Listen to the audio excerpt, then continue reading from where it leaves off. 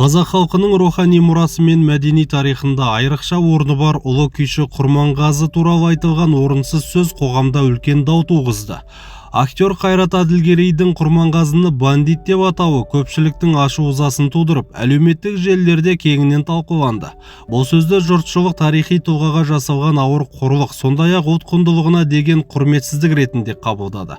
Құрманғазы қазақ халқының тек күй өнеріндегі ғана емес, азаттық жолындағы күрес тарихындағы да ірі тұлғалардың бірі. Ол 19 ғасырда өмір сүріп, патшалық Ресейдің отарлау саясаты күшейген кезеңде халықтың мұңын күй тілімен жеткізген. Сол себепті оның өмір жолын қарапайым қылмыстық әрекеттермен байланыстырып көрсету тарихи шындықты бұрмалау болып саналады. Құрманғазының басынан өткен қуғын сүргін, түрме, айдау тағдыры оның қарақшы болғанынан емес, ол сол дәуірдегі әділетсіздікке қарсы шыққанынан туындаған. Актердің сөзі тарағаннан кейін ел ішінде наразылық күшейіп, көптеген азаматтар әлеуметтік желіде пікір қалдырды. Олар Құрманғазыны қорлау арқылы бүкіл қазақ халқының рухани болмысына нұқсан келтірді деп есептеді. Себебі Құрманғазы ұлттың символы, еркіндік пен күрестің бейнесі. Оның күйлері арқылы қазақ халқының басынан өткен ауыр кезеңдер, зұлмат замандар, бодандықтағы тағдыр көрініс табады.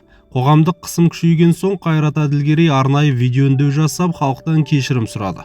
Ол өзінің сөзін дұрыс түсіндіре алмағанын, тарихи деректерді терең білмегенін айтып ақталды. Сонымен қатар актерге мәдениет және ақпарат министрлігі тарапынан ескерту жасалғаны да белгілі болды. Дегенмен оның алғашқы айтқан аудиосы желіде кең тарап, кешірім сұрауы қоғамдағы ашуды толық баса алмады. Актер өз мәлімдемесінде Құрманғазыны патша өкіметіне қарсы шыққан тұлға ретінде сипаттауға тырысқанын, сол арқылы жастарға тарихты өзгеше түсіндіруді көздегенін айтты.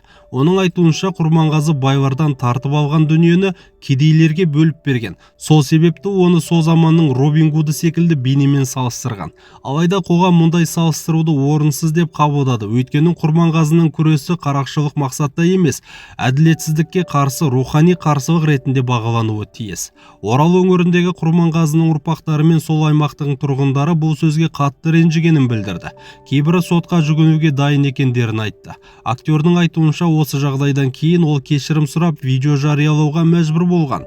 Бірақ соған қарамастан әлеуметтік желі қолданушылары оның бұл әрекетін шынайы емес деп бағалап, тарихи тұлғалар жайлы пікір айтуда аса жауапты болу керектігін талап етті. Желі қолданушылары актердің тарихи сауатының төмендігін сынға алды.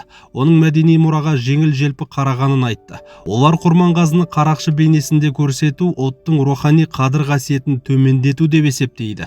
Пікір қалдырғандар Құрманғазының күйлері арқылы халықтың қайғысы мен үміті, күресі мен арманы көрініс тапқанын еске салды. Бұл мәселеге байланысты кейбір азаматтар кезінде Құрманғазы туралы бұрмаланған көзқарастарды сынға алған белсенді Ахметбек Нұрсиланның пікірлерінде қайта еске түсірді.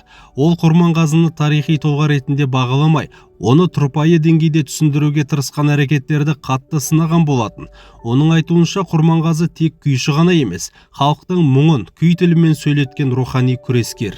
Құрманғазының өмір жолы күреспен, қуғын сүргінмен, әділетсіздікпен бетпе-бет келген тағдырмен тығыз байланысты. Ол бірнеше рет түрмеге қамалып қуғындалды. Бірақ соған қарамастан өзінің күй өнерін тоқтатпай, елдің ішкі жан айқайын күй арқылы жеткізді.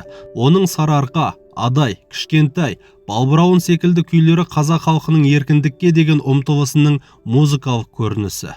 Бұл оқиға қоғамға бір маңызды нәрсені көрсетті. Тарихи тұлғалар жайлы сөз қозғалғанда тек жеке пікірмен шектелмей, нақты дерекке сүйену қажет. Өйткені мұндай адамдар халықтың рухани тірегі, ұлттық сананың негізі. Олардың бейнесін бұрмалау, тарихты бұрмалаумен тең.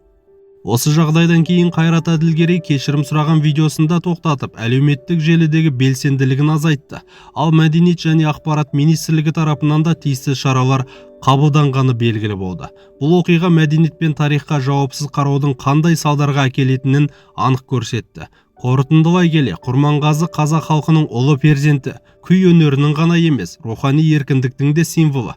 Оның есімі кездейсоқ айтылатын атау емес, ұлт тарихымен біте қайнасқан қасиетті ұғым. Сондықтан мұндай тұлғалар туралы айтылған әрбір сөз үлкен жауапкершілікпен айтылуы тиіс. Ал сіз, құрметті көрермен, осы оқиғаға байланысты өз ойыңызды міндетті түрде пікірге жаза кетіңіз. Видеоға лайк басып, арнаға тіркеліп қоюды да ұмытпаңыз.